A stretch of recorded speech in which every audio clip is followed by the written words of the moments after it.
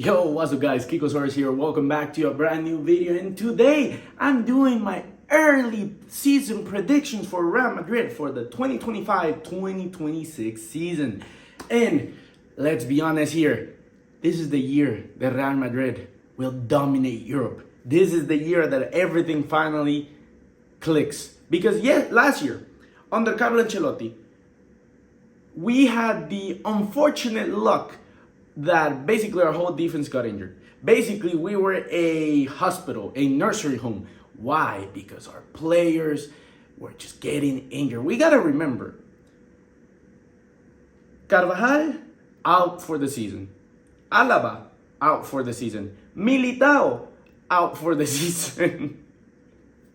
Bro, when you start thinking about it, you realize how much of a miracle it was that Carlo Ancelotti did what he did. But looking back, and we didn't buy a right back, so it was only Lucas Vazquez at the right back position for the whole year, which that basically just destroyed us. Then it was Rudiger with a rotation of Tchouaméni, Asensio next to him. The midfield then became weaker because we didn't have Tchouaméni there, and it was Camavinga, Ceballos, Arda Güler, Jude Bellingham, Valverde rotating at a certain point that there was no structure, there was no consistency. And we only got the consistency once Tchouaméni could be able to play in the midfield. Now, this year, what's the difference? We already bought Hausen. We already see Joan Martinez is going to be available. We have Asensio. Militao is back. Rudiger is available. Carvajal is back. We have Trent Alexander-Arnold. On the left-hand side, we have Fran Garcia and Alvaro Carreras. And possibly Mendy staying, leaving, we still don't know. On the midfield, it's going to be Tchouaméni. God forbid he goes back to the midfield, but let's say he's at the midfield position. We're going to have Camavinga coming back. Arda Güler is playing a lot more. Jude Bellingham finally got his shoulder surgery, so he's going to be out for the first 3 to 4 months. But he's one of those players that he's so good that when he's back, he's going to be just like the missing piece of the puzzle. But we're also going to have Brahim, Valverde, and everyone else. Then up front, we still have Kylian Mbappé, Vinicius Jr., Rodrigo. He's gonna leave. He's on his way out, more than likely to Arsenal when everything's said and done. Even though the rumors are saying Liverpool, Chelsea, and everyone else, and their mom is interested in him, but he's gonna go to Arsenal. He's leaving at the end of the day. Rodrigo's gonna be leaving. Then we have Gonzalo Garcia coming up. And as of right now, I think I'm not missing anyone. And we might buy some more players. We might buy a striker, even though with Gonzalo Garcia's come up, that has gone out of the window. Who else I'm missing? Maybe Stiller's still in the conversation. I don't think he's going to be there. McAllister is an option. Konate might be an option from Liverpool because he already publicly said that the report saying that he already told Liverpool that he wants to go to Real Madrid. And if they don't sell him, he's going to go for free, just like Trent Alexander-Arnold did. But what's the problem? Real Madrid is already telling them, hey, he's going to come for free. So do you want possibly maybe, I don't know, 20, 25 million? Take it or leave it. So that's a lot of things that are happening right now. But when everything's said and done, Real Madrid is going to play more than likely a 3 at the back. And by 3 at the back, it's going to start as a 4-4-2. But in reality, it's going to become a 5-back with Hausen, Militao, Rudiger, Tchouaméni dropping back, Carvajal, Trent Alexander-Arnold rotating on the right wing position, and on the left wing position is going to be Fran Garcia or Alvaro Carreras. Then in the midfield, we're going to see, at the beginning of the season, no, but it's going to be Jude, Arda, not Jude, sorry, Camavinga, Arda, and Valverde, and then up front is going to be a combination of Vinicius Mbappé, or Mbappé Gonzalo, or Vinicius Gonzalo. It's going to be one of those. But we already saw flashes of what Xabi Alonso wants to do when everything's said and done. We already saw it at the FIFA Club World Cup. And again, I've said it a million times, and I'll keep saying it. The reason we lost so badly against PSG is, yes, we missed out on Hausen in the back. That played a big role. And then Trent Alexander-Arnold getting injured right before the game forced Xabi Alonso to do this whole new lineup. And he became out for a 3-3.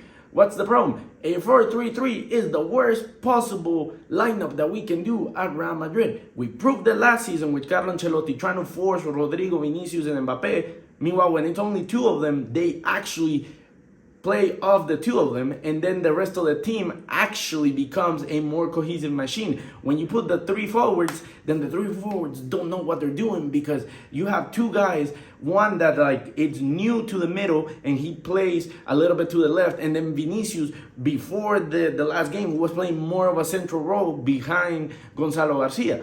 So what happens? You push Gonzalo Garcia, a natural striker, to the right. Mbappe doing that to the left on his first game back as a starter. And then Vinicius, you force him to be a left winger instead of this new role that he was doing. That's why he collapsed.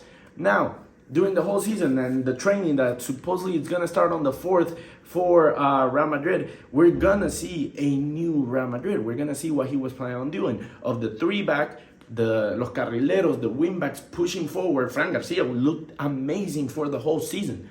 Or for the whole tournament. So I was like, that position with Alvarez Carreras pushing him to be better, that's going to make him better. Then we have Trent Alexander-Arnold on the right wing back position, and Carvajal also rotating. So when we need a more defensive right back, we're going to have him. When we need a more offensive right back, we're going to have him in Trent Alexander-Arnold or Carvajal. Then the midfield, again, we're going to miss out on Jude, but I can already see us doing really, really well for the beginning of the season. And then Vinicius and Mbappe with Gonzalo Garcia coming off the bench, depending on what's going on. I'm not saying we're gonna win the treble. I'm not, but there is a world that makes me think, yeah, it's possible. It's possible. We finally have a season that we can just start winning everything. So it is very weird that injuries don't come about, mainly at Real Madrid. So I don't, like, in a perfect world, we go injury less and we win everything, right? Because that's all we need. But that's the rule of the sport. There's too many games. Injuries are about to happen. Like, look, it's the beginning of the season. We already missed out in June. So if we are serious about it, we will probably think Barcelona just got Marcus Rashford today, and they're looking at possible other players if they're able to register them. Atletico Madrid is not looking good. They look the same, and they haven't done a big signing. They signed Reynoso from Real Betis, but that's about it. Villarreal, Real Betis, that's about it when it comes down to competition, like serious competition. That Athletic Club, obviously, that like could make it a struggle, but I could definitely see a world that Real Madrid this season doesn't collapse defensively.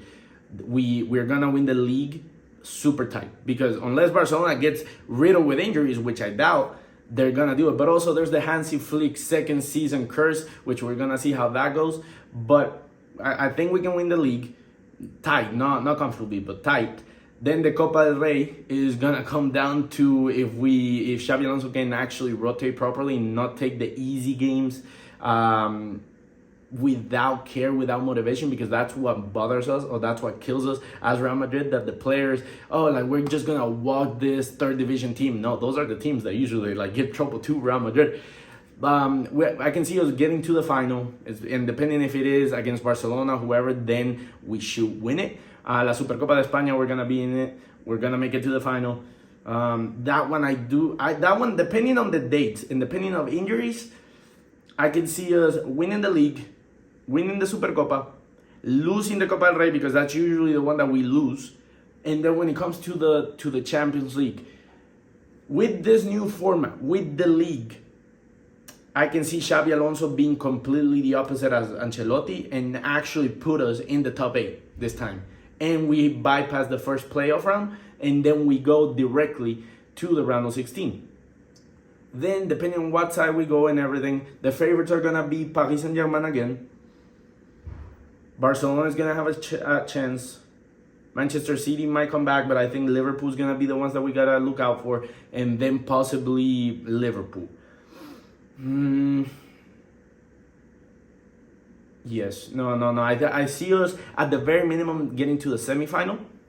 As long as there's no injuries or serious injuries, I can see us making it to the semifinal, and depending on the matchup, then we're going to make it to the final.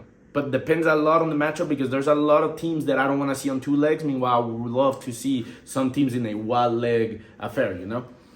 So when it comes down to individual stats, Kylian Mbappe is going to be our top goal scorer again, just because that's his role, that's his mission. Do I see him winning the Golden Boot and the Pichichi? Possibly. If he starts the season strong, the way that he ended the season, he could easily be it. Our top assister is going to be either Vinicius or Arda Güler. Our jugador estrella, our best player, it's going to be either Jude. I see a world that Arda becomes a very indispensable piece. Vinicius or Mbappe. I'm just gonna go with Mbappe because the goal scorer usually is gonna get the headlines. It's very weird unless the assister is the reason that they're scoring so many goals. So I'm gonna go Pichichi and our player of the season Mbappe. Top assister is gonna be Vinicius. Our breakout star is gonna be Gonzalo Garcia. Our best transfer is gonna be Hausen. I'm already calling it. That kid is a bargain. It's not gonna be Trent, even though Trent, just because of his career and everything, he probably will get a shout, but I think Hausen's gonna get it. Our comeback player of the season is gonna be Militao. I think like we're gonna realize how much we miss him and how far and away he was our best center back when he was healthy. Like to this day, I think like a 90% health, a 90% ready Militao is still our best center back by a long mile. Our young player of the season, it's gonna be either Gonzalo Garcia or Arda Güler. I feel like Arda under Xabi Alonso is gonna get a lot of time to shine and a lot of opportunities, so I would be surprised if he doesn't. And then the goalkeeper, Courtois. Yeah, we know how it goes. So, to recap, La Liga, I think we're gonna win it. It's gonna be tight, extremely tight. Supercopa de España, I think we win it. Copa del Rey, I think we lose it. I think we're gonna lose the Copa del Rey based on everything that I'm saying right now or what we know and the players that might come and might leave. If we get Konate, then I'm going to have to revisit this video. Champions League, semifinals. At the very least, semifinals. And again, depending on who we face, I'll let you know.